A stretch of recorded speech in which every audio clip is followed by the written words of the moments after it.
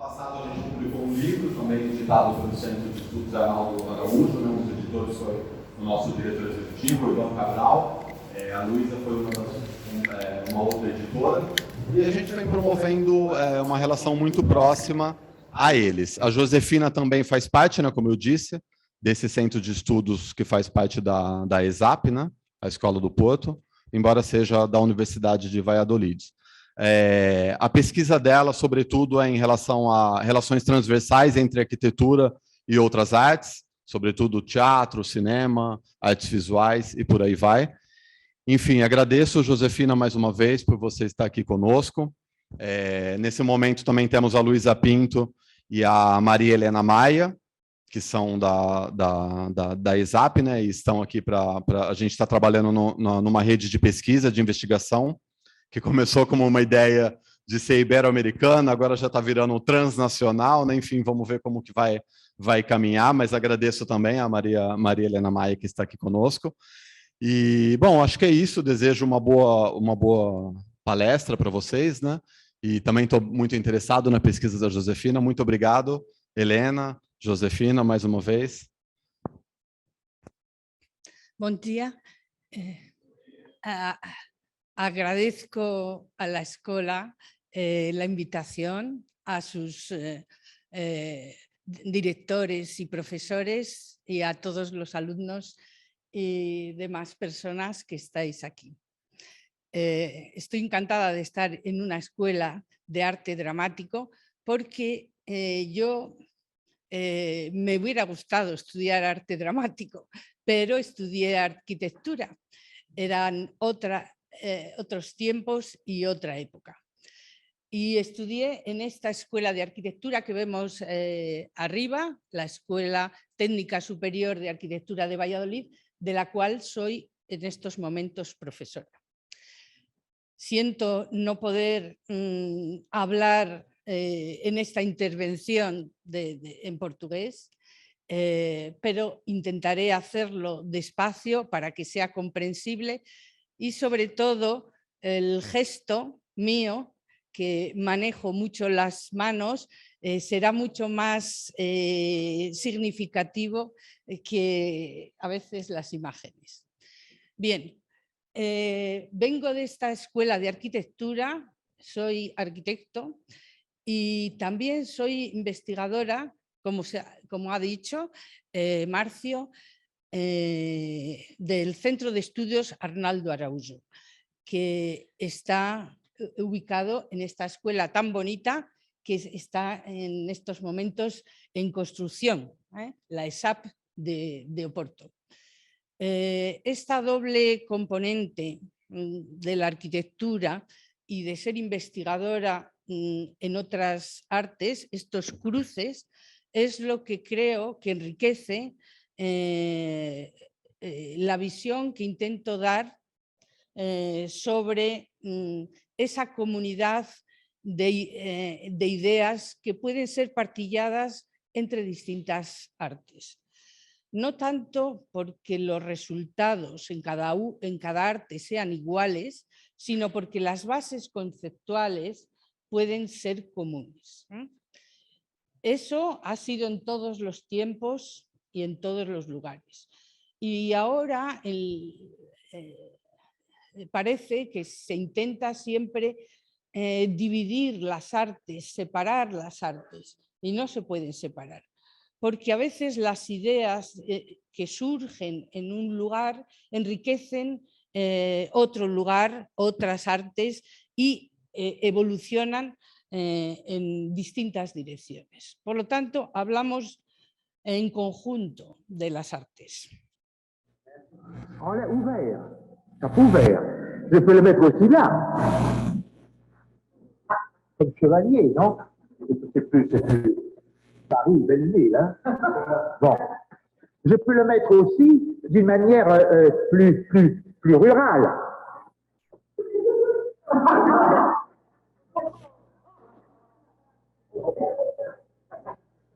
Et oui, alors c'est intéressant de voir que ce chapeau-là, dans l'espace, il peut prendre des positions diverses. Et ça, c'est l'abstraction, évidemment, du mouvement. Vous avez vu, par exemple, le chapeau, c'était ça. Mais simplement un angle diffère de quelque chose. Si je fais ça, c'est comme un toit d'une maison. Hein? Si je fais ça, hein? Je peux pas faire ça, non? Si je fais ça très très haut. Alors dans l'espace, il y a un jeu abstrait des géométries. Et suivant les obliques, suivant l'horizontale, suivant les sens, il y a une sorte d'abstraction directive qui circule en dessous des émotions. Donc alors ça, c'est lyrique, cet oblique. Hein? L'horizontale, elle s'appuie sur la comédie de l'art, là. Hein? La tragédie, elle est lancée vers le ciel. Hein? Le bouffon crache sur le ciel pour aller au navire. Mais il y a une sorte de structure où tout est concerné. Il suffit d'un angle pour que tout change, à partir d'une mesure qui est l'équilibre. Alors c'est ça que tout ce jeu est important dans l'écriture, dans l'architecture et dans tous les arts. Voilà ce que je vais vous dire.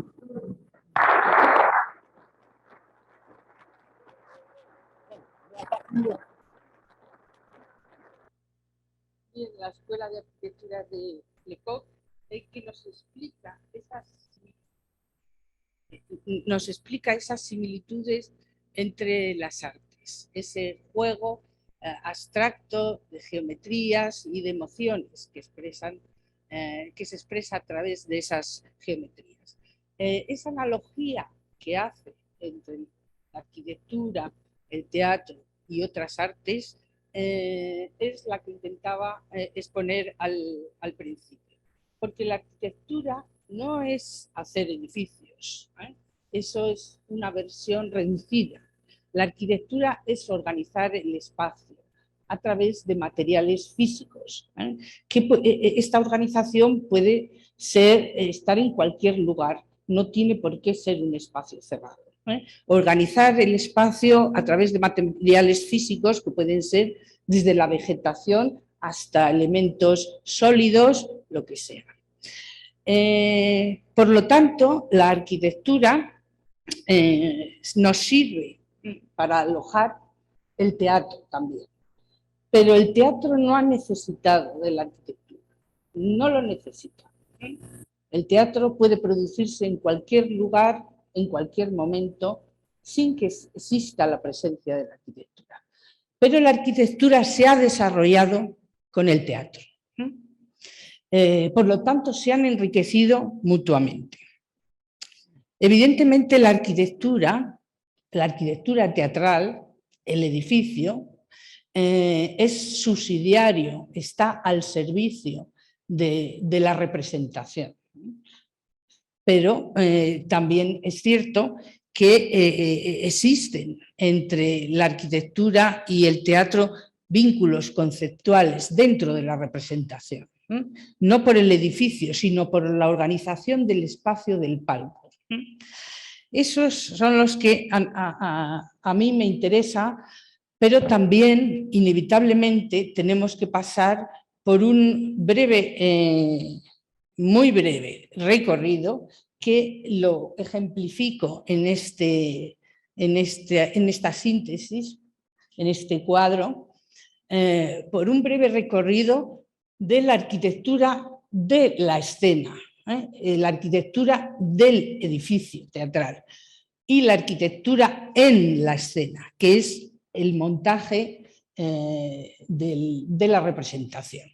Y vamos a pasar por organizar la cabeza por esta secuencia que todos conocemos, direccional, central, anular y lineal. Direccional, el teatro a la italiana, el teatro con caja escénica.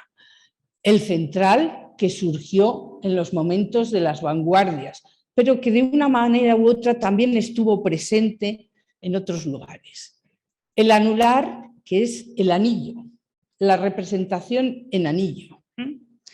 Y el lineal, que es otra tipología teatral. De las 4 tipologías teatrales que existen, que en el teatro occidental, no estamos hablando del teatro oriental. De las 4 tipologías hay muchos teatros en la direccional, en todas las ciudades del mundo, menos en los teatros de organización central, muchos menos en la organización en anillo y prácticamente uno que tienen aquí, que es el lineal, que es una joya a la que yo espero poder asistir esta semana e ir a visitarlo como si fuera una peregrinación, una peregrinación religiosa. Bien, el direccional es un recordatorio, y voy rápido. Saben perfectamente que el gran cambio fue la aparición de esa ventana, que es el arco del proscenio, esa ventana que separó radicalmente los espectadores de la representación. Evidentemente, se parte del Renacimiento, que recupera los modelos históricos del teatro grecorromano. Aquí estamos viendo 2 ejemplos, el de Savioneta y el de Parma, en que no tiene embocadura, no tiene arco de proscenio, y ese ya sí. Y esta diferencia es uno de los puntos claves del cambio teatral, esa visión de algo que está más allá frente a estar en una sala, espectadores y escenografía en cualquier momento. Nos llega hasta el siglo XVII y XVIII esta configuración escénica. El teatro popular barroco, ejemplificado con los corrales o patios de comedia, en este caso españoles, son espacios comunes, generalmente de monasterios, hospitales, lugares de beneficencia, que alquilaban sus espacios para las representaciones. Por eso se llama patio. Y los grandes teatros de corte que se estaban dando.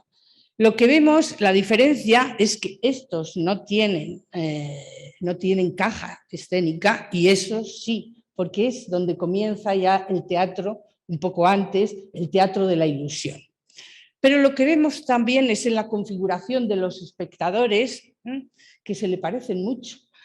Uno es más pobre, otro es más lujoso, más rico, pero en el fondo todos los espectadores están en las galerías, en los balcones. Es una tipología muy similar. Unos cuadrados, rectangulares, otros en herradura, otros lo que sea, pero en sección los balcones de los espectadores. Esto es lo que nos llega hasta nuestros días. Y entonces, ¿qué pasa en el siglo XX?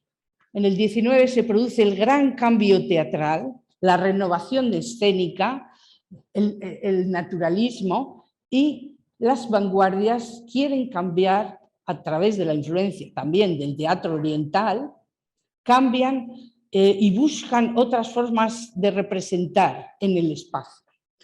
Y de ahí, empujados por ese intento de renovación, la arquitectura evoluciona hacia la búsqueda de esos nuevos lugares que son los espacios centrales. Esos espacios centrales, aquí vemos todo tipo de teatros que surgen en las vanguardias del siglo XX, pero nos vamos a fijar en uno, que es este que está en amarillo, porque es el modelo por excelencia de Walter Gropius, que todos conocen, que es este teatro con múltiples posibilidades, que tenía una escena a la italiana, que podía tener una escena más integrada, que esto giraba y la escena se ponía justo en el medio. Este teatro además estaba envuelto por proyecciones de luz en las paredes. Las torres estas proyectaban en todas las direcciones. Era un espectáculo de luz y sonido y de representación.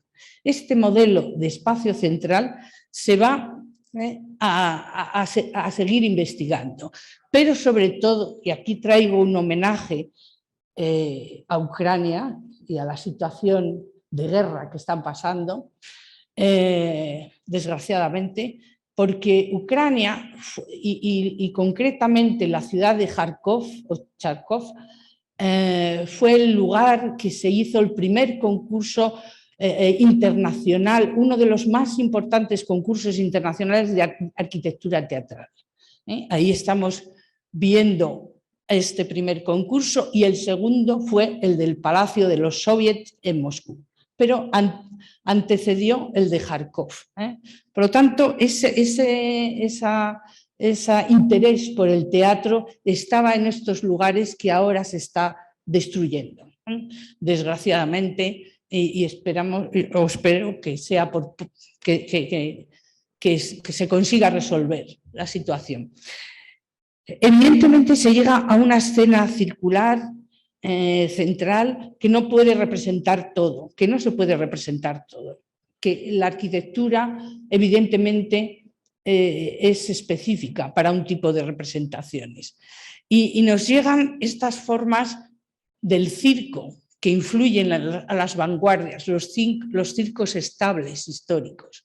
Y eso es lo que se trasladará a esa investigación de las vanguardias de antes de la Segunda Guerra Mundial y las posteriores, hasta llegar a ese enunciado que hace un gran arquitecto como Le Corbusier, el arquitecto suizo nacionalizado francés, de decir que en lugar de la representación, pero de representación audiovisual, música, danza, teatro, juegos electrónicos, todo es una caja negra, la famosa caja de los milagros en este caso. Y aquí es donde llega hasta nuestros días esto que estamos viendo, las cajas negras, que con el negro desaparece el espacio. Una caja negra sin luz, sin luz artificial, el espacio no existe, solo existe a través del sonido, la percepción del espacio, solo, pero a través de la vista no. Entonces, la arquitectura perdió protagonismo para definir los entornos de representación y se sigue a la búsqueda de ellos.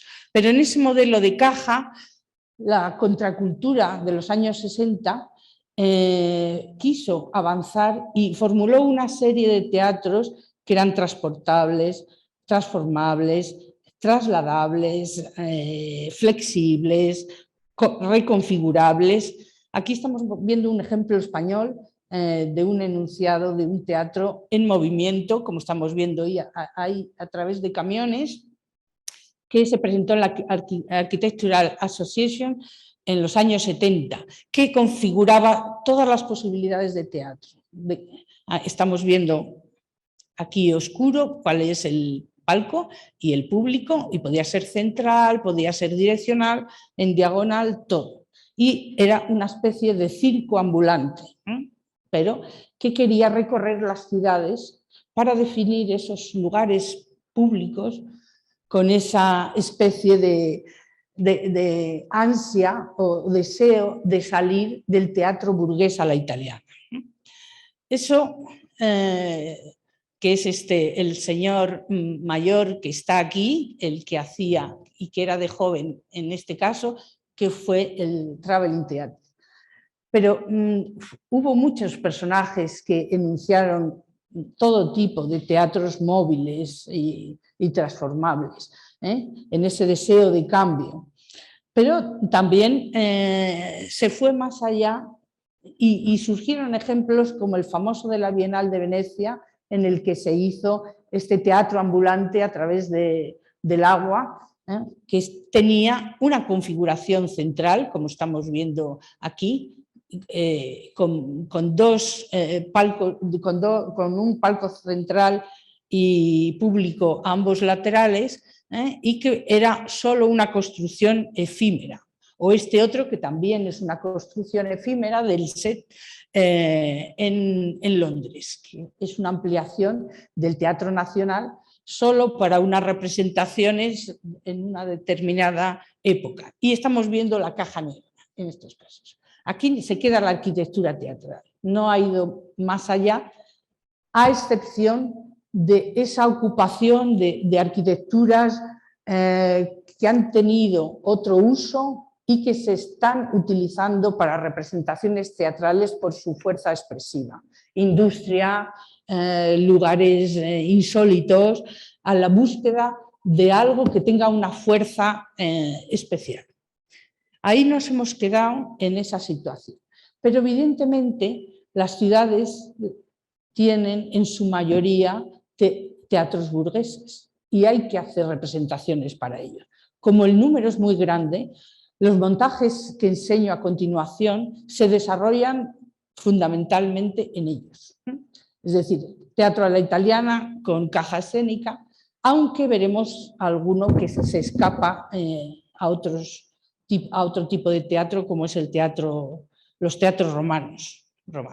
Bien, esta construcción donde la arquitectura, como digo, tiene expresión por fuera, pero por dentro no, es lo que ahora domina en el teatro.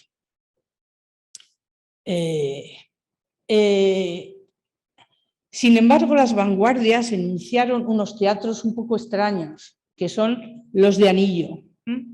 Los de anillo, que es muy difícil la representación en anillo, porque el público está en el centro, no en la representación. Y en el anillo son donde están los actores. De estos hay muy pocos, muy pocos. Ahí vemos algunos solo dibujados, alguno hay construido. Vemos desde que aquí estaba el escenario y el público dirigido, pero en este caso no importan los nombres, solo este teórico que es muy bueno y muy importante de Friedrich Kiesler, un arquitecto que no construyó nada, pero fue muy importante para el teatro, porque hizo las grandes exposiciones teatrales de la vanguardia, que esto es el teatro que propuso, que es una reconstrucción de Ignacio Prieto, donde el movimiento del actor era por estos lugares, ahí es donde decimos la influencia del circo, era un espectáculo que envolvía a todos los espectadores que estaban aquí abajo. Esto otro de los polacos, Elena Circus y su marido, y Simon Circus, que tenía también esta posibilidad de representar aquí y aquí el público, incluso llegando a las propuestas teóricas de Marinetti, dibujadas solo, o a las de Polieri, también dibujadas y construidas temporalmente, o al que se construye todavía no, más tarde en Francia. Vean, estos son el público, los actores y toda la maquinaria, con esta forma teatral. Pero estos son experimentos. Se llegó a construir Vemos el lugar del palco y el lugar de los espectadores. Y además se movían los espectadores. O incluso este otro que yo lo traigo siempre con mucho cariño porque en las historias de la arquitectura teatral figura como autoría de Scheffer y sin embargo es de un portugués que estamos viendo ahí, que es de Nadir Afonso, que tiene un gran museo en Portugal, en Chaves, porque ha desaparecido su nombre. Este teatro, no sé si se puede llamar así, los espectadores estaban aquí en la sección y se proyectaba en las paredes y se representaba en el anillo perimetral. Era una cosa muy rara porque los balcones de los espectadores estaban en la columna central y era centrífugo, mientras que la escena central es centrípeta. Estos eran centrífugos, los anillos. Ahí estamos viendo el museo suyo, la maqueta del teatro en una lámina de agua, y otros teatros que ya son auténticos mecanismos que se insertan en parques, como es este caso, donde el auditorio gira, y las representaciones son en el parque, en todas las direcciones. Ahí vemos que está el palacio y el lugar de la representación, y entonces los actores están entre la vegetación haciendo distintas escenas y se gira todo el conjunto. Bien, estos son intentos experimentales de cambiar los lugares de la escena que no siempre tienen éxito por sus dificultades o que solo pueden ser utilizados para algunas representaciones. Evidentemente aquí el sonido se escapa, hay que tener apoyo de la megafonía y no es posible cualquier cosa. Pero nosotros, dejando ya estos tres, pasamos al que tienen, que es digno de adoración, porque es el único del mundo que existe, que es el lineal, que es el teatro oficina, evidentemente. En este caso no he podido resistir traer todas las representaciones religiosas que en un determinado periodo de la historia se hacían en la ciudad y se siguen haciendo, religiosas o no religiosas. Y aquí estamos viendo religiosas de Semana Santa en la ciudad de Valladolid, de donde yo vengo, en un elemento lineal de la ordenación de Felipe II, que estaba hecho para que todos los balcones fueran como los balcones de los teatros, para mirar ese ritual.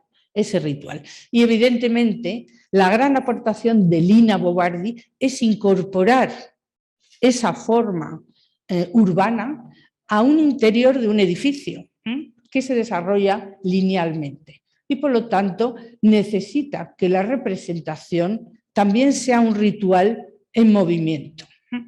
Este es el único y es en la arquitectura teatral, si algo cambió frente a las vanguardias de anterior de la guerra, si en algo cambió fue en esta propuesta. El modelo lineal no puede ser repetido como los ejemplos excepcionales, no pueden ser repetidos. Hay formas teatrales, arquitectónicas que pueden ser repetidas, como el teatro de la italiana, pero no es posible. Evidentemente, en la contracultura intentaron hacer otras cosas con escenario múltiple, como aquí, el Théâtre du Soleil, pero ya no condicionaba la arquitectura, no requería una arquitectura específica.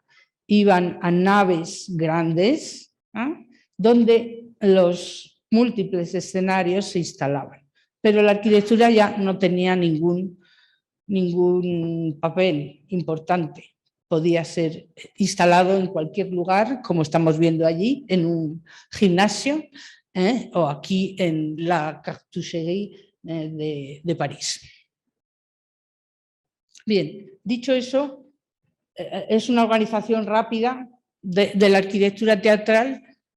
Pasamos a los mecanismos contemporáneos que nos sirven a nosotros. Y yo los he ordenado en estas categorías. Suspensión o pendorar una cosa de arriba, deslizamiento, rotación, oscilación y vuelo. Esto, evidentemente, hay otros mecanismos en la escena, pero estos son los que yo he considerado que tienen transmiten algo especial relacionado con una cierta experimentación. Evidentemente hay otros ya con la imagen digital, aunque alguna usaremos en este caso.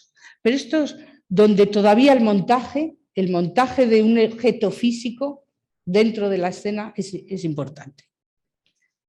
Empezaríamos por los de suspensión, que en este caso el Renacimiento inglés, el teatro isabelino y jacobino, que nos está con este pequeño vídeo definiendo los elementos básicos. Lo que bajaba, bajaban cosas, lo que se movía, las alas laterales, los wings, el cierre trasero, el telón trasero, el telón de boca, el telón delantero, y los cielos de arriba. Bien, pues vamos a hablar de los deslizamientos. Y pongo pocos ejemplos actuales, pero muy significativos.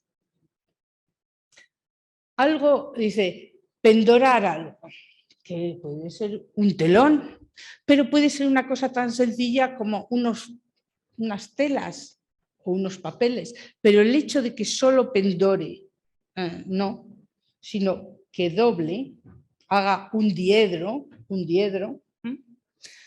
nos define más un espacio. Un fondo define una silueta, pero el suelo, solo el suelo define espacio. Entonces, cuando combinamos pared y suelo, nos está creando dos escenas. Con ese mismo sistema podemos encontrar cosas más complejas, donde un telón cortado muchas veces hace un efecto rítmico de líneas y también hace un efecto espacial cuando ese cuelgue se deja hacia adelante formando una catenaria. Una catenaria que es la curva matemática de una cosa suspendida entre dos puntos, ¿no? Forma esa catenaria. Entonces, esos cuelgues se individualizan, ¿sí?, y pueden crear distintos ámbitos. Solo es una forma de doblar una pieza. No es complejo el sistema. Solo es dejarlo así, dejarlo así, dejarlo así.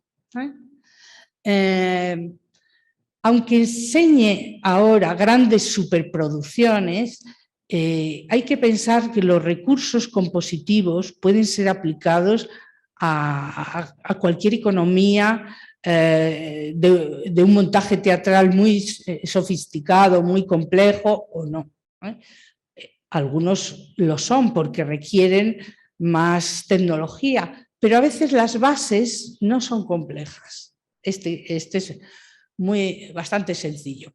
Si nosotros pendoramos cualquier cosa, podemos pensar que los cielos, los elementos elevados, son más expresivos que cualquier otro elemento, como era en este caso el Fausto de Goethe de Svoboda, que solamente ese cuelgue de un telón que va haciendo ahí una espiral con distintas longitudes de cuelgue, nos marca esa expresividad que necesitamos para una escena que es de otro tipo, como el Piccolo Teatro de Milán, que estamos viendo aquí sin el montaje.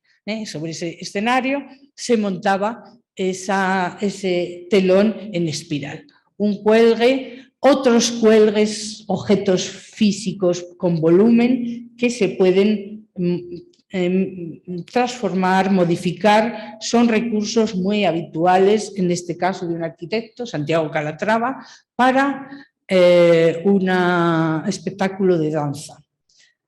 Evidentemente el teatro de gesto, la danza, todo lo que tenía menos carga apoyada en la dramaturgia de un texto, se liberó mucho antes de las formas expresivas, o busco, mejor dicho, las formas expresivas experimentales, busco. Porque si recordamos las grandes bailarinas, Isadora Duncan y otras, son las que no solo buscaron esa forma de movimiento distinto, sino también propiciaron o apoyaron esa investigación de lo que envolvía sus danzas. Pero no solo se puede colgar o pendorar algo con volumen tridimensional. El telón, lo tridimensional, pueden haber planos suspendidos en el aire. Aquí tenemos ejemplos de las vanguardias, gente de la Bauhaus, distintos, Moholy-Nagy, todos estos, Svoboda, que un gran maestro de la escenografía checa, ya con imágenes suspendidas en el aire. Y se produce esa búsqueda de algo que no estaba en la escenografía hasta ese momento, que es la levedad, lo ligero, lo etéreo, lo que está suspendido, que parece que no pesa.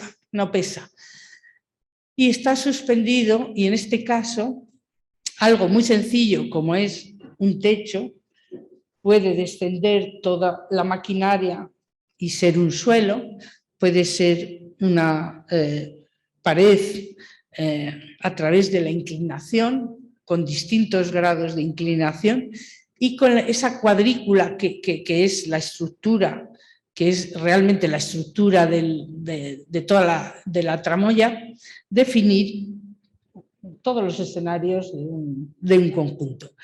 Incluso esto se hizo con una obra que se ha utilizado en múltiples ocasiones, y ahora estoy recordando una de un italiano en concreto. Pero este plano puede ser un plano con otras cualidades, como estamos viendo aquí, un espejo. Entonces se interviene otra cosa, que es el reflejo. Interviene ya la multiplicidad visual. Lo mismo que la pintura cubista multiplicó los puntos de visión, la introducción del espejo, Svoboda lo hizo y después muchos otros, nos obliga a ver una escena desde múltiples puntos. En este caso, también una danza montada por dos arquitectos, Diller y Scofidio, una pareja que se dedica a lo audiovisual, y aquí los bailarines bailan con la imagen. Los bailarines físicos bailan con la imagen que está en el suelo, porque se está proyectando desde aquí al espejo, se proyecta la imagen en el suelo y aquí están los bailarines. Y se producen esos efectos múltiples en que el suelo se ve, porque en un teatro que tiene a la italiana, que tiene una pequeña inclinación, el plano del suelo solo lo ven los espectadores de arriba, pero el resto de espectadores lo ve poco. Entonces, con estas formas de reflejo, el plano del suelo cobra muchísima importancia. Pero evidentemente estos elementos de cuelgue tienen unas limitaciones y pasamos a otros que son más complejos, que es el suelo, colgarlo, colgar el suelo. Aquí estamos viendo ya un suelo colgado en un puente grúa. Es un montaje de los años 20 de Popova, las grandes escenógrafas soviéticas, Popova y Stepanova, en este caso La tierra encabritada de Meyerhold. Y estamos viendo aquí el puente grúa y aquí esto otro. También Popova introdujo las imágenes proyectadas, pero vemos versiones actuales de cómo el suelo ha cobrado una importancia, el suelo ha cobrado una importancia especial porque se ha sujetado, se pliega, como en este caso también de Diller y Scofidio, se pliega, se abre, se transforma ese suelo o se cuelga, estamos viendo colgado por estos puntos, porque se quiere también que el actor exprese esas dificultades que se tienen en un entorno físico. esas dificultades de ese plano, ahí está horizontal, pero puede estar inclinado, ¿no? Que exprese con su propio cuerpo, no solo que lo imite o que lo haga, sino que lo sienta y que los demás a través del actor también lo sintamos. Vemos que tienen que subir y ese esfuerzo se ve y se nota.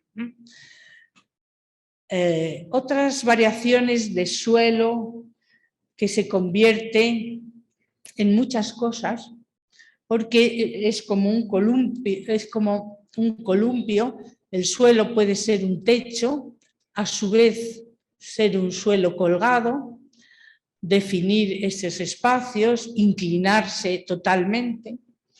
Todas estas representaciones exige un tipo de actor bastante acrobático.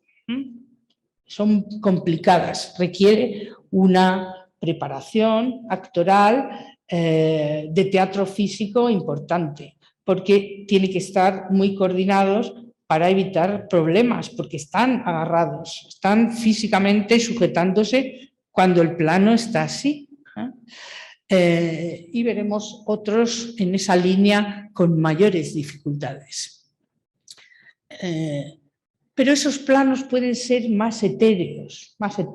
Cuando el plano inclinado, que varía, que ese techo que podía ser suelo, que se convierte en una red, y entonces ya los actores pueden estar en ella, pueden interpretar en ella por debajo, por arriba, por muchos lugares, porque es ese plano suspendido que tenemos en este punto.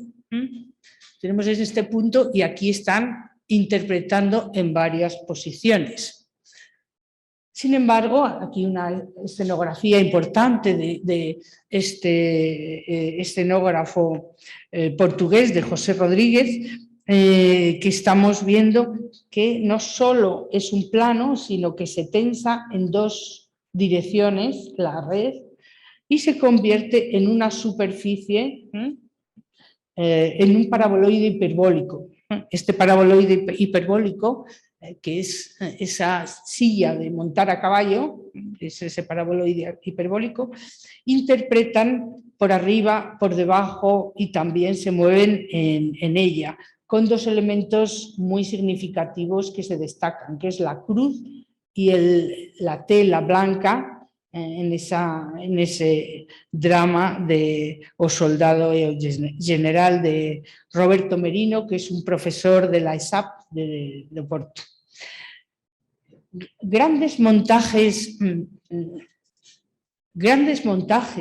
que cambió la escena española fue en este sentido también algo que se colgaba y se tensaba, fue el montaje de Yerma de García Lorca, interpretado por Núria Espert. Este fue un montaje fundamental en su época. Es ese pentágono que tiene una tela tensada en el pentágono.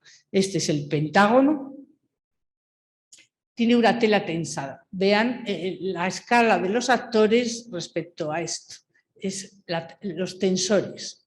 Esa tela tensada podía estar tensada de todas estas maneras. Tensada pero levantada. Tensada, aquí tenía unas anillas que enganchaban y levantaban la tela. Podía ser plano, podía ser de tal manera que interpretaban dentro, fuera y en todos los lugares. Yerma, esa cárcel de mujeres, de esa opresión familiar, de una familia también de mujeres, se representa de una forma muy bella por estar interpretando debajo. Ahí tenemos la tela cuando los actores se cuelgan de ella. En aquel momento, en la primera representación, eran desnudos completamente los actores. Ahora la moral actual no lo permite y tienen que estar cubiertos, pero en aquel momento estaban desnudos. Y los tensores para que la tela se convierta en una casa. adquiera todas las formas posibles. Ahí Yerma interpretando Nuria Esper. Y este es uno de los montajes que utilizaba la tela y la tensión y el cuelgue de tantas formas posibles que le daba una riqueza a un solo elemento y significados múltiples. Bien, pero lo mismo que aquí hemos visto colgados y tensados, vamos a ver solo un cuelgue de una escenografía actual para este montaje por Nakamura, que es algo muy especial. También utilizando la catenaria. Como digo, esa curva matemática que es una cuerda colgada entre dos puntos. Pero, ¿qué hace aquí? Hace una cuadrícula de catenarias, es decir, hace múltiples peines que tienen un intervalo de catenaria rítmico y esos intervalos se mueven. Y esos peines se mueven, porque las catenarias son así y también perpendiculares. Cuando el peine se mueve el espacio entre ellas en múltiples direcciones. Eso sube o baja, se ponen los peines inclinados o no, produce una variedad increíble de algo que es tan sencillo como esos cuelgues. Esos mecanismos nos permiten crear esa densidad, nos permiten bajar y pasar por ellas, porque son muy leves, no interfieren la labor del actor ni peligra su salud, ni es peligroso. Y sobre todo porque puede ser una transparencia, puede ser algo muy opaco, en función de cómo se quiera el significado de la obra. Por eso digo, estos recursos geométricos, que son pura geometría, investigación geométrica, pueden resultar útiles en todo momento. Hemos pasado de la suspensión al deslizamiento, porque el deslizamiento es el sistema tradicional, los bastidores. Estamos viendo aquí una representación del siglo XVIII con las salas laterales en un teatro histórico, de los que se conserva íntegro. Estamos viendo ahí los actores, viendo la perspectiva central, la perspectiva cónica central. Y vemos la maquinaria del siglo XVII, la maquinaria debajo del palco. La otra era lateral, pero también está la de debajo del palco. Y vamos a ver cómo solo con el edificio, una escuela de teatro consigue hacer un montaje. En este caso es para inaugurar este teatro, porque hicieron una reforma y los estudiantes hicieron un montaje para la inauguración y utilizan la arquitectura del teatro.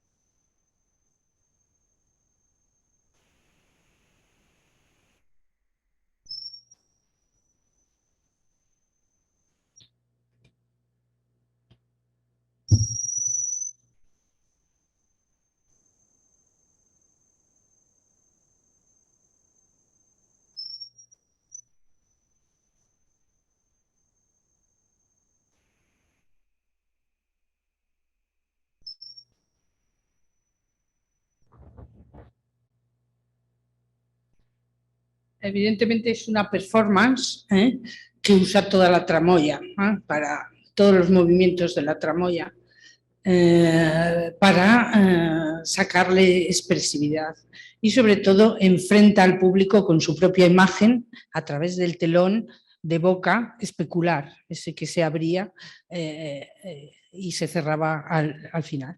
Todos estos vídeos están en la red, pueden volverlos a consultar y sobre todo recordar que estos vídeos no son las obras, no son la integridad de las obras, solo muestran pequeños momentos. Pequeños momentos. Bien, los deslizamientos pueden ser muy sencillos para configurar una trama, como es este caso, que se recompone. Pueden ser deslizamientos en profundidad frente a los deslizamientos laterales del teatro barroco.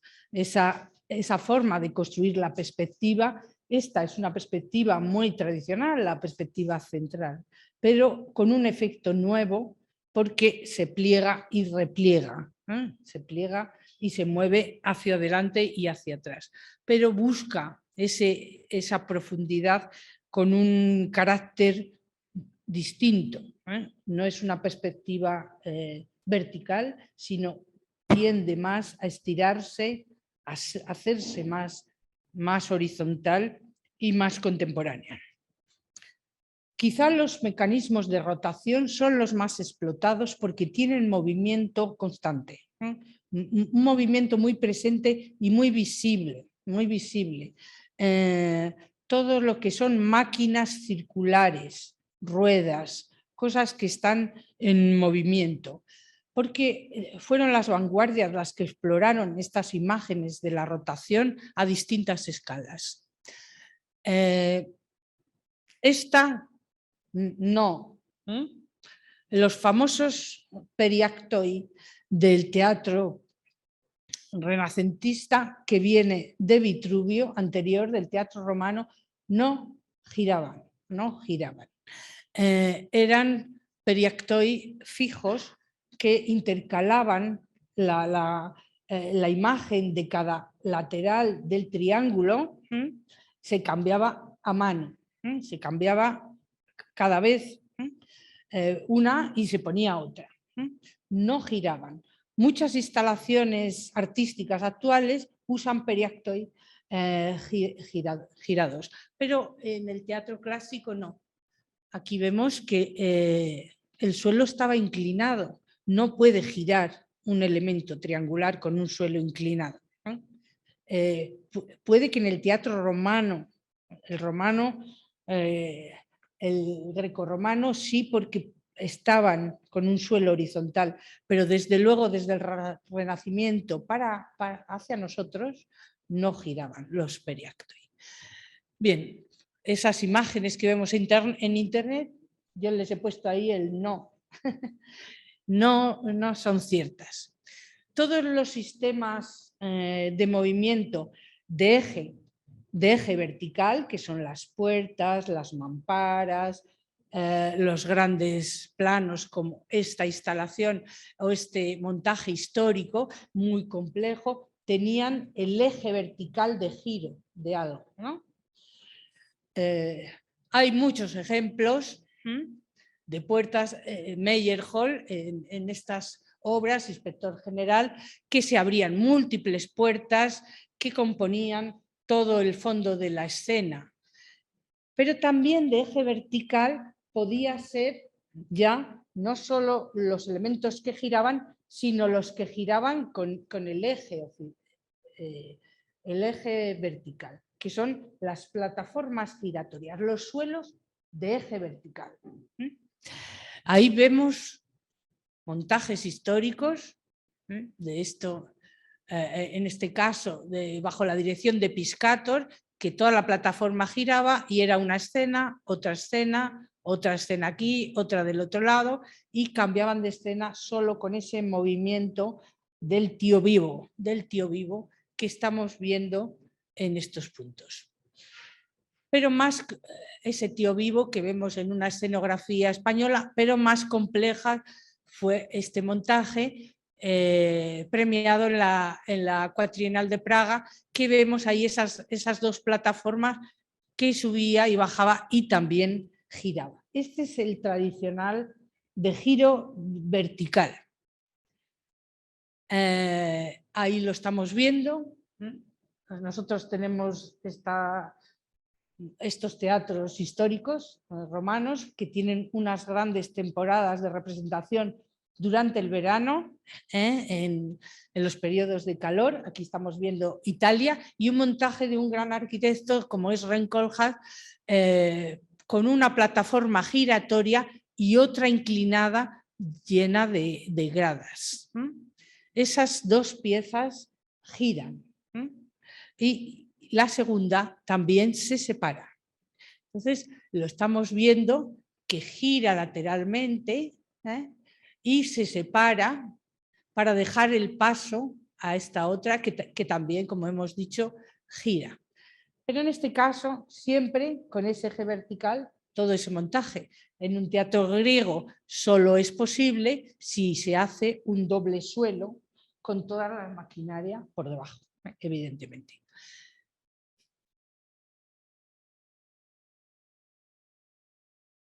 ¿No se oye esta música?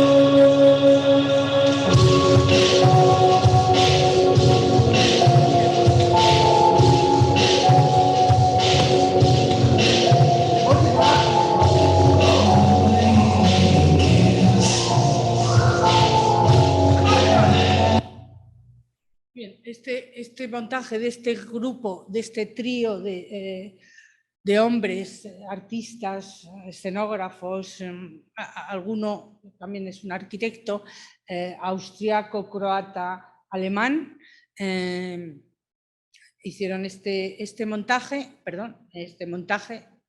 donde estos puntos son las cuerdas, los puntos rojos, y estas cuerdas están colgando por aquí con unos saquitos de arena que pesan, con unos contrapesos. Y si nosotros vamos... bueno, perdón.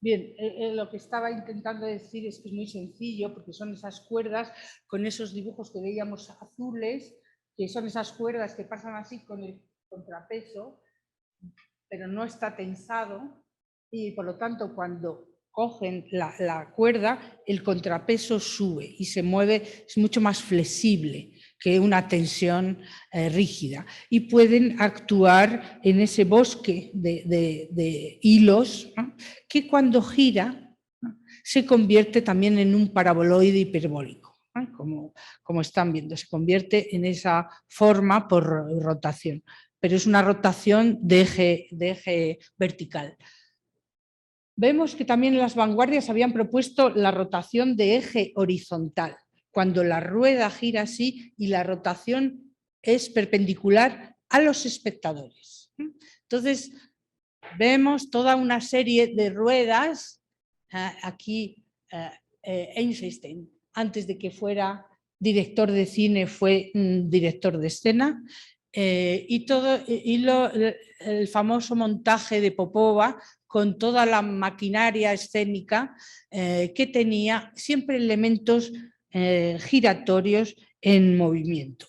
Estas fueron fundamentales también, en este caso de Stepanova, la gran picadora de carne, que hace las veces de prisión y de máquina escénica, que estamos viendo en este punto, ya con todos el resto de los elementos, siempre con ese eje horizontal del espectador. Grandes montajes por la época hicieron alumnos de una escuela holandesa de arquitectura y de teatro, cómo fueron estos basándose en esas propuestas anteriores, o los artistas como Rodchenko utilizaron esa expresión del giro de la rueda que la Fura dels Baus, el grupo catalán español, ha utilizado tanto en los grandes espectáculos de masas. Ese que estamos viendo ahí en un montaje.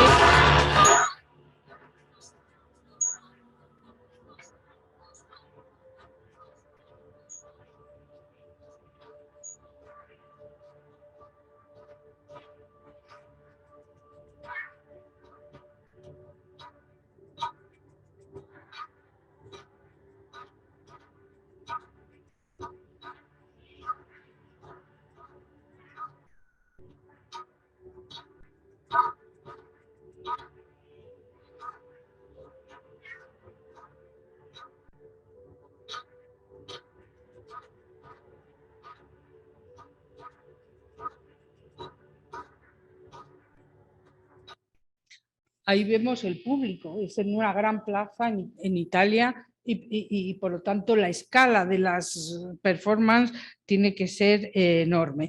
Pero tenemos otras que como esta que vemos aquí, para expresar ese mundo que no se puede cruzar, el interior y el exterior. Estos personajes en esta instalación artística no se encuentran y viven compensando sus movimientos. Uno no se puede mover si el otro no compensa, de tal manera que están unidos inseparablemente. Y es lo que quiere contar la instalación. Viven dos mundos juntos, pero complementarios. Y la instalación consistía en que vivieran varios días ahí. Solo podían descender para ir a la casa de baño, nada más. Tenían que estar viviendo y haciendo sus actividades en ese lugar. Esa, como digo, esa forma central radial, que se ha sacado mucho partido, actualmente ya no es tan radial y se le deshace, se desdibuja la imagen de la rueda, aunque sea un elemento que gira, por otras configuraciones geométricas. Este es un caso de un montaje y se utilizan proyecciones sobre esas grandes ruedas. Ya lo hacía la Fura dels Baus, pero en este caso de los grandes escenógrafos alemanes, que son muy buenos en la actualidad.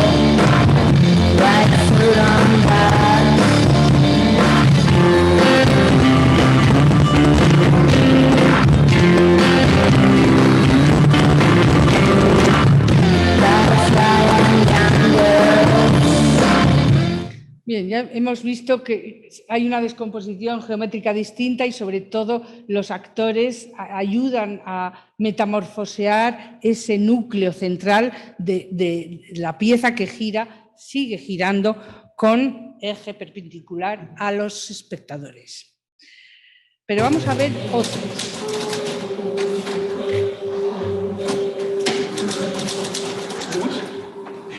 Ich werde nicht telefonieren.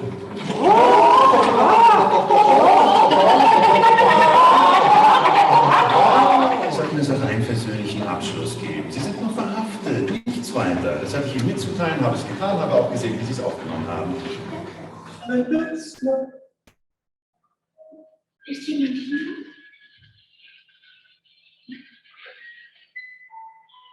Ich bin es.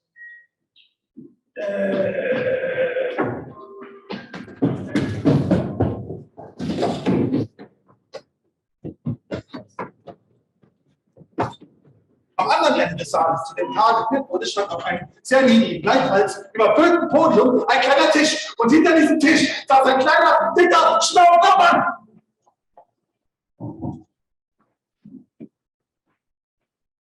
Ich sage das nicht ohne Bedauern, denn um Ihr Kompliment doch auch irgendwie zurückzugeben, auch Sie gefallen mir sehr gut.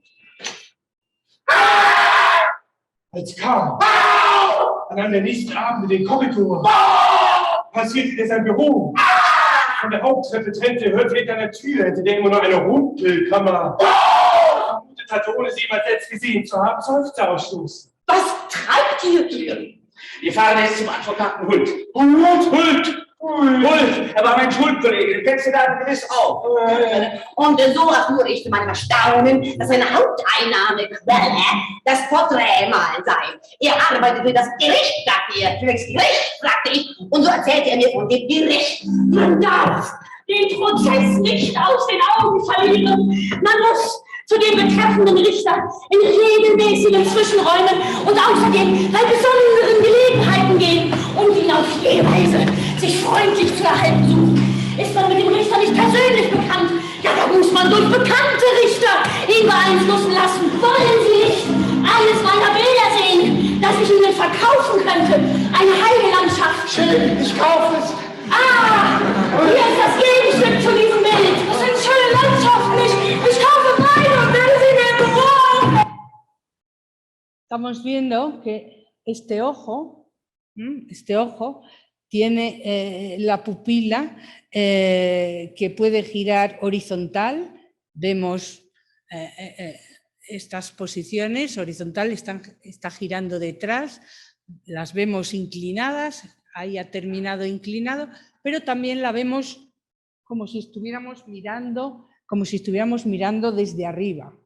Todas esas posiciones distintas permiten ese juego actoral del proceso de Kafka, en este caso, haciendo ya también ese recurso que será cada vez más presente de ver la planta de un espacio y de ver el alzado del espacio. Las dos cosas a la vez.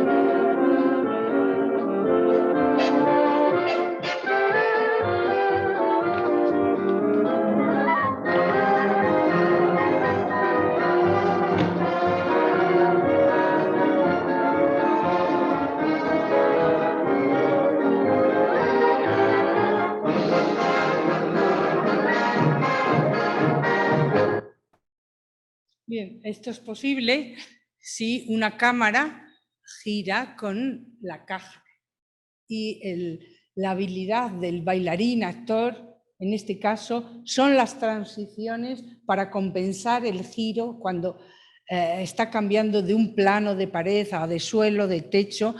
y ahí Fred Astaire es donde es magnífico en esas transiciones. Este recurso que se usa en el cine también fue usado o se usa en la escena contemporánea, y estamos viendo para una danza donde también la casa gira y los actores van haciendo que esos espacios insólitos al girar sean recorridos y experimentados por ellos. Estamos ahí en un pequeño imagen en movimiento. Siempre más ligado a la danza, evidentemente, que a otros, pero también existen otras posibilidades.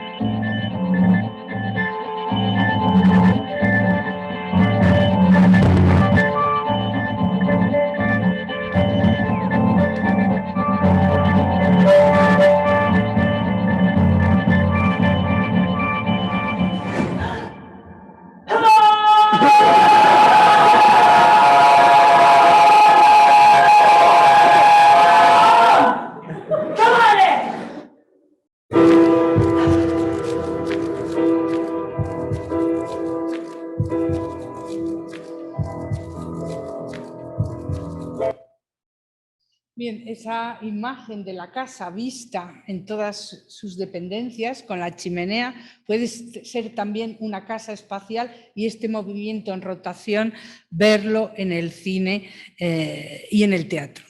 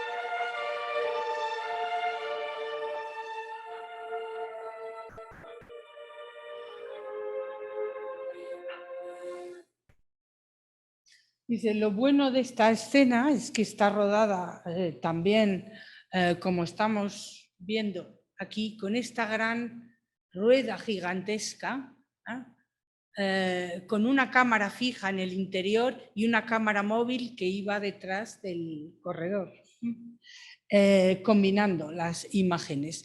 Pero lo que nos hace Kubrick es que nos pone el eje perpendicular al espectador, nos lo pone vertical para que veamos el recorrido completo del personaje. Este eje vertical se cambió en la pintura por el eje horizontal paralelo al espectador. Y en ciertas escenografías actuales se está explorando lo que se hizo en el cubismo, que es dibujar con los ejes horizontales en paralelo a los espectadores. Ahí estamos viendo otra escenografía de un alemán muy bueno, Andreas Kriekenburg, que tenemos esta máquina escénica donde el cambio de escena es por rotación en este sentido, gira la rueda así. Lo vemos.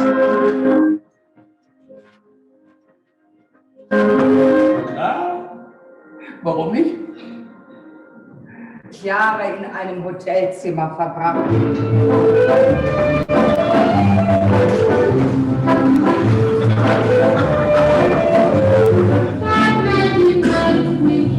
Bis zum Deich erschrecken. Hinter graubraunen Wandstrecken.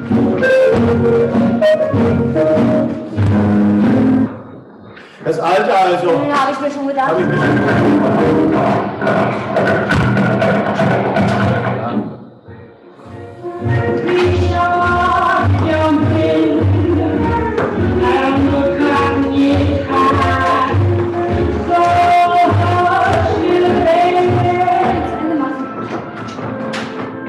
Trotz allem. Moment, Entschuldigung.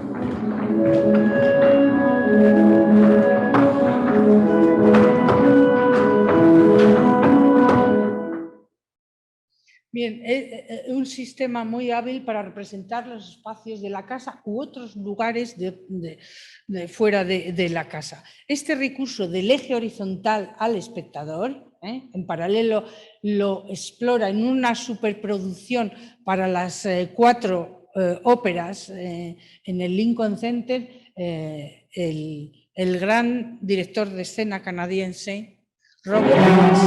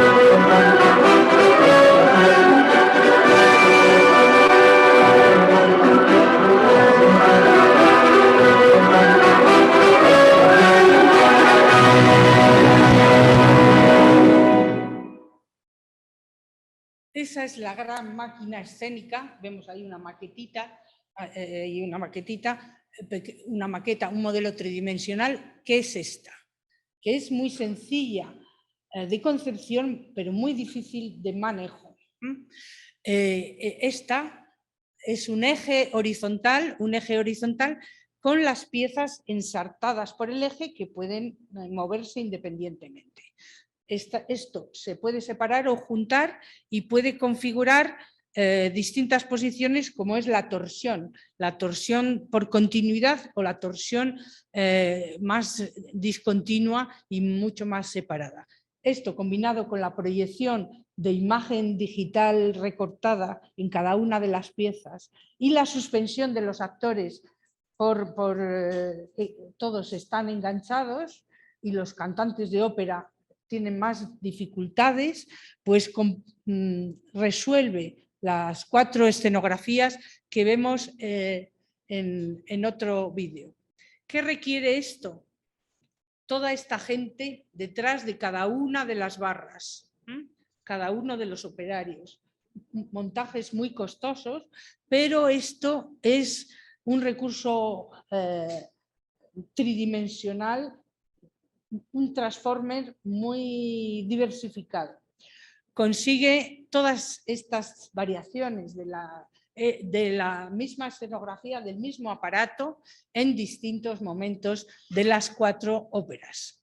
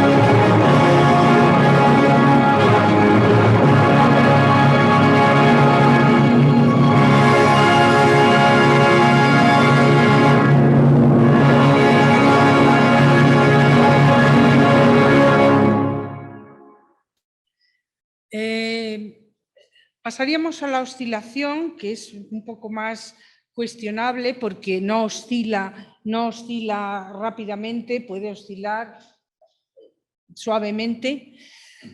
Esto es una instalación y ahí sí que oscila porque son dos personas en el interior que se mueven, pero la oscilación está mucho más controlada.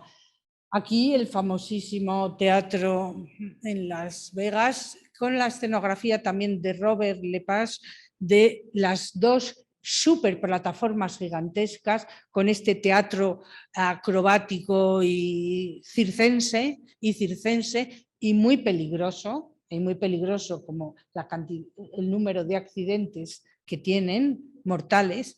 Pero bueno, al margen de eso, es esa espectacularidad excesiva, pero que utiliza los sistemas estos de oscilación a través de un brazo, de varios brazos mecánicos, como estamos viendo por aquí detrás, este brazo que lanza la plataforma hacia adelante y que cambia una plataforma con la otra. Pero esto solo es un plano. Más complejo, yo creo que más expresivo, es también del mismo autor, de Lepage, en vez de enseñar un plano, enseñarnos un triedro, enseñarnos tres caras de un espacio, y además nos las enseña no en una posición estable, suelo y paredes, sino que nos enseña suelo y paredes con la misma jerarquía, todas inclinadas, ¿no? Entonces, los actores, este es el brazo y esta es la estructura, los actores entran por los huecos, no se sabe si son puertas, ventanas, no, están indefinidas. Ahí vemos distintas posiciones del triedro, expresando distintos espacios interiores en este montaje que tenemos de Cocteau. Con formas convencionales, en posición convencional del triedro, o en posiciones sorprendentes, haciendo visiones urbanas, incluso exteriores. Bien, podríamos ver más ejemplos de la oscilación, como una caja, ya no solo un plano, una caja se mueve, porque es la caja de la escénica, del palco, no nos expresa esa inestabilidad, y por lo tanto se vuelve a hacer otra caja dentro de la caja escénica para contar ese desplazamiento.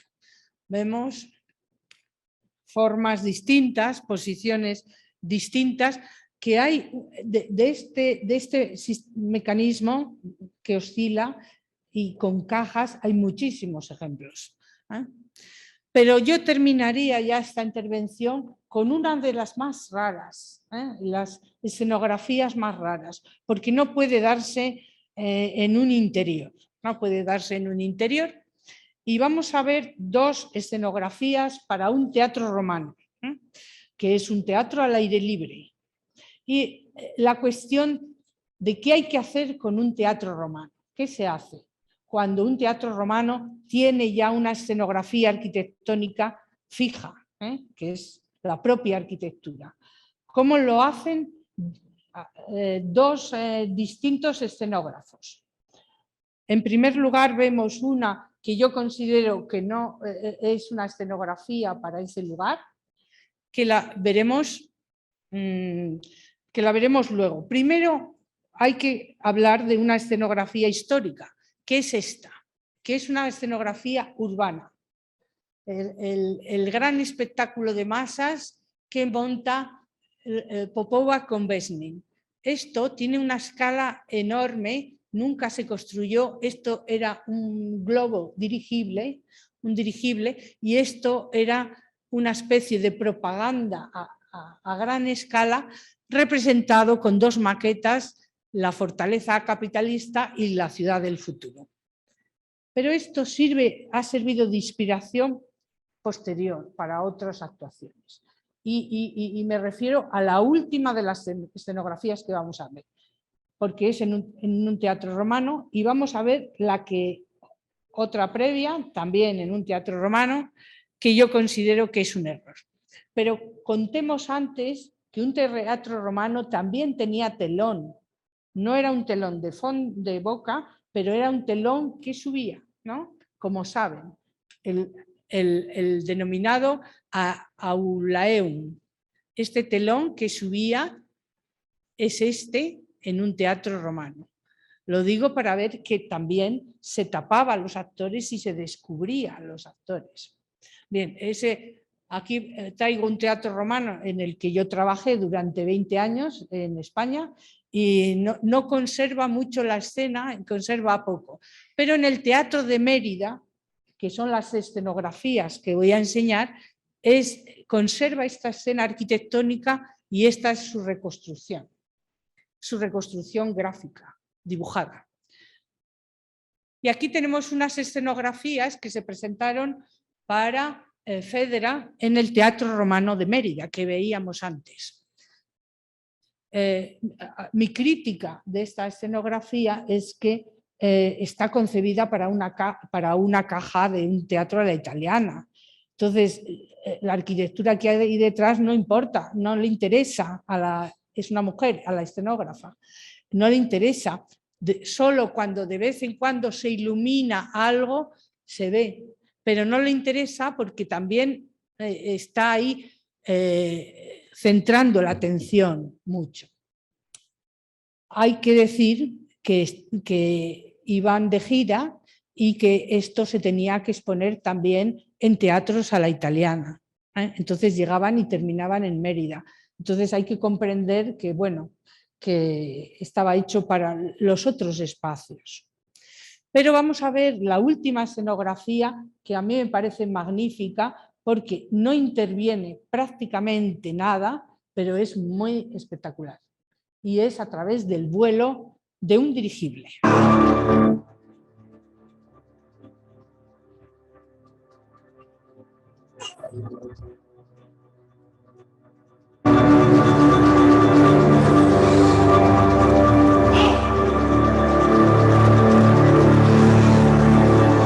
Al principio de todo no existe ningún pasado del que descendamos. Solo existe el futuro, que debe ser completado soportando pacientemente el presente. Esa es su historia. Yo te conozco, extranjera, dijo Jasón. Porque una vez te vi en mi corazón, me dejé conmover por la palabra corazón, respondió Medea, sin apenas darme cuenta. El que me había llamado extranjera.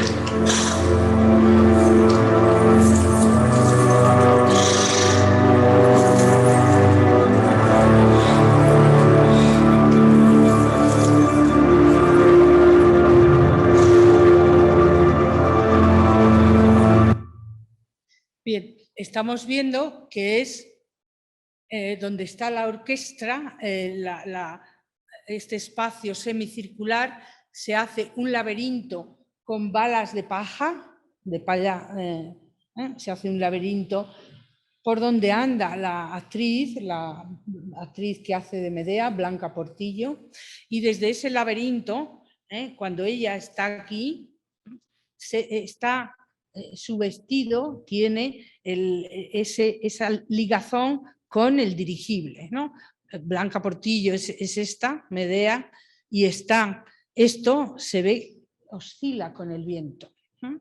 Oscila con el viento. Y para mí esta escenografía yo creo que capta el espíritu del lugar en el que está interviniendo, porque no compite con la arquitectura y sin embargo convierte en algo significativo esta representación de Medea, esta unión casi con los dioses a través de algo visual con el cielo. Por eso la inspiración de Popova, en este caso también del equipo Numen, que lo llevan en la actualidad a cabo, creo que es una de las mejores escenografías de los últimos tiempos para teatros al aire libre, a teatros que no son espacios interiores.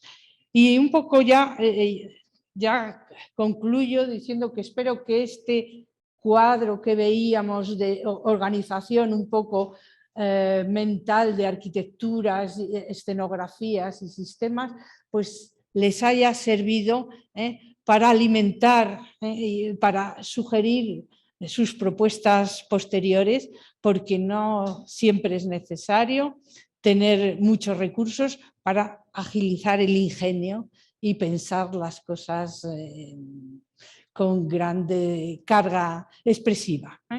Pues nada más y encantada de estar aquí con todos vosotros. Gracias.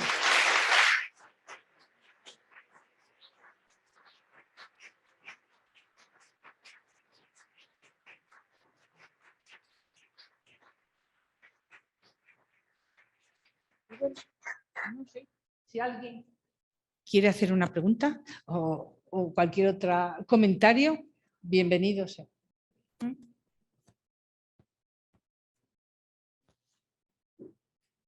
Pero vamos, que espero que